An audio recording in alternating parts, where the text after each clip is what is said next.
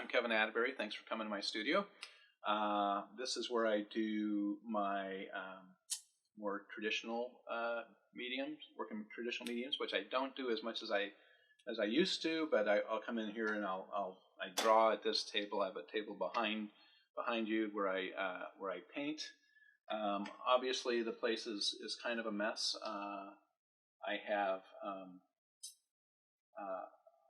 I have room here, which is nice, but now I need more.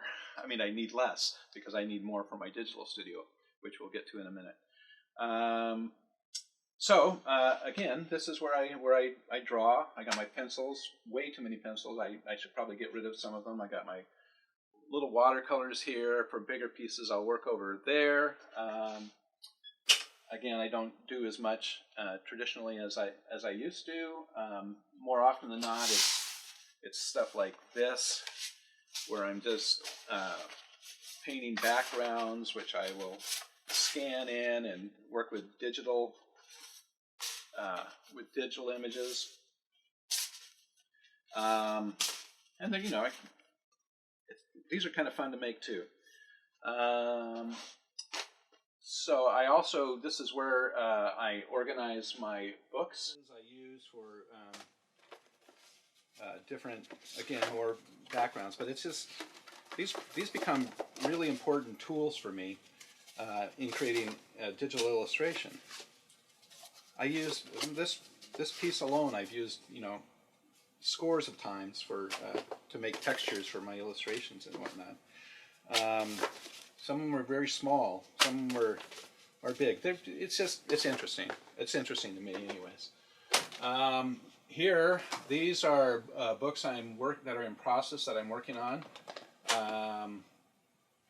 This one I'm going to show you in the other room digitally. This is my box for a book called I Want a Boat by Liz Garten Scanlon.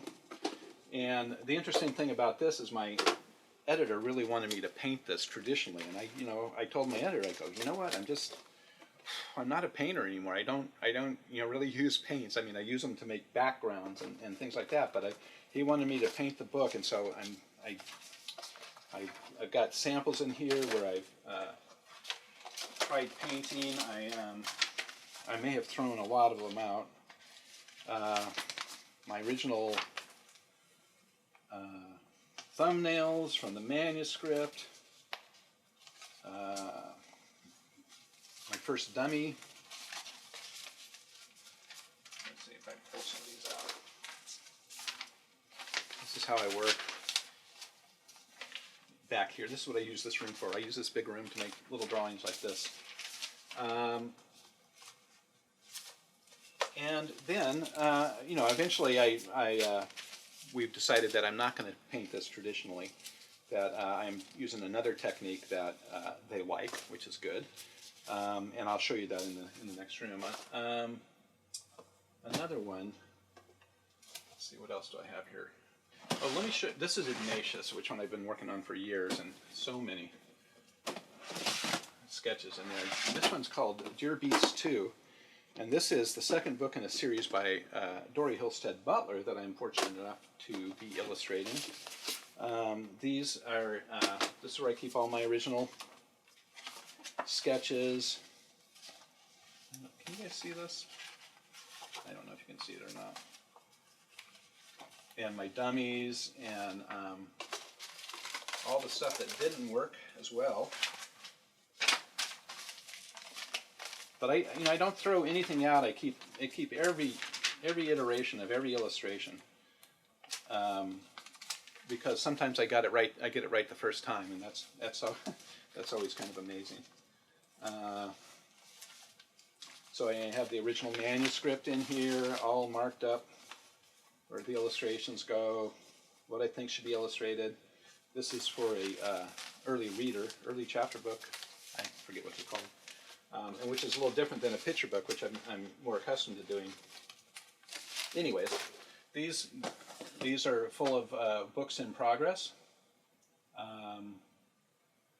This one I can see has a story about a cardinal in it, which we'll look at in the other room.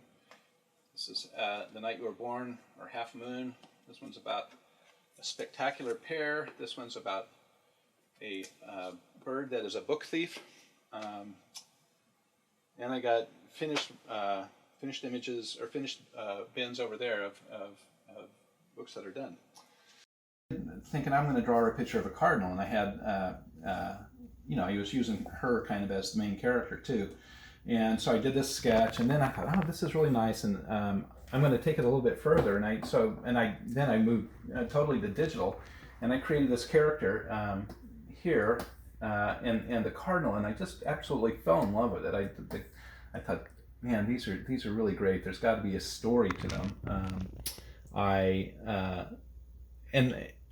eventually wrote a story, but when I write a story, it generally means I do it. I write first. I mean, I'm usually inspired by an illustration, and I'll start the writing. And to go a little bit further, I need to,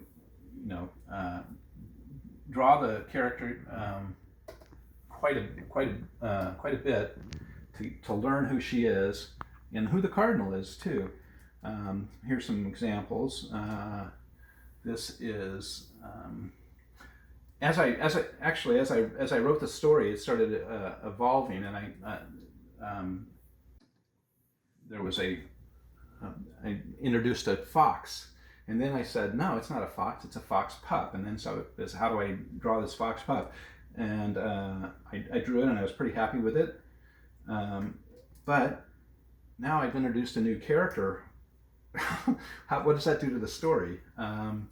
And I wrote some more, and I drew some more, and I wrote some more, and I drew some more. And eventually, I came up with, this fox pup, which I'm pretty happy with. Carol, the main character, I'm very happy with her, and the cardinal. And now the three of them, that is where my story is going to be. Those are the main characters of my story. Of course, I still didn't have the story. I kind of have it, and at this point, I kind of had it. I drew more pictures of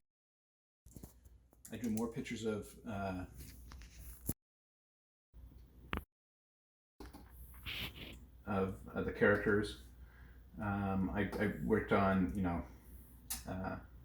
the fox, the baby fox, a fox pup. I worked on Carol, and the cardinal is, I worked on it a little bit. It's kind of nondescript, and it's not, not a lot to it.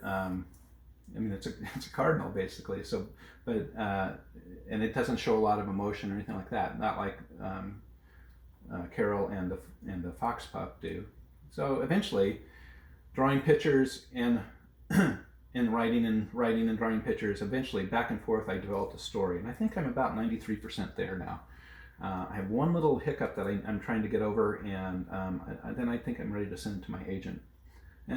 But anyways, that's the way I work. I work from, as a writer, that's the way I work. I work from illustration. There's only really one book that I know of that one book that I've written that's been published that was not from an illustration. That came totally the writing first, and that was Ghost Cat. That was my last book, and you can see it's totally different than everything else I've ever done. And I'm kind of embracing this process now. I'll take this. Actually, this is probably about the third or fourth version of this pencil sketch. I've got it to where I like. It's obviously number 5F there. I will use this as the base to start my my actual illustration, which would be, let's see here. This is the final illustration, and from there to there, I recreate all. You see, I recreate all the line. Everything's done in layers. I try to make it look organic, although it still is completely, computer generated. So yeah, there's the finished art there.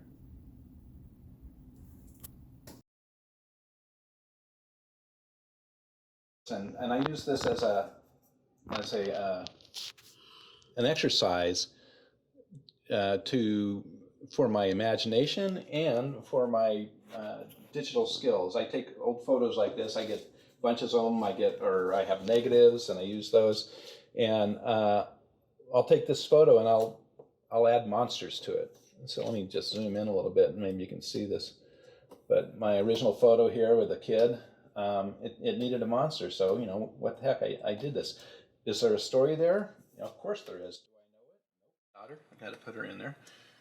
She also is with a monster, and she's probably the cutest kid in the world. Another one is this water tower. You can see, obviously, it did not come with the octopus, but we added it to it. It's kind of fun. Of course, there may be a story there. And like I said, this is, again, an exercise for me to hone my digital skills. This is one of my favorites. It just seemed perfect. Have a kissing monster here. And this is a famous naturalist who had a theory that Bigfoot is really more bunny-like, which you can see here.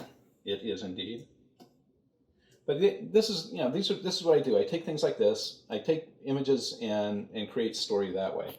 I know this is about illustration, so the primary thing is making images makes stories.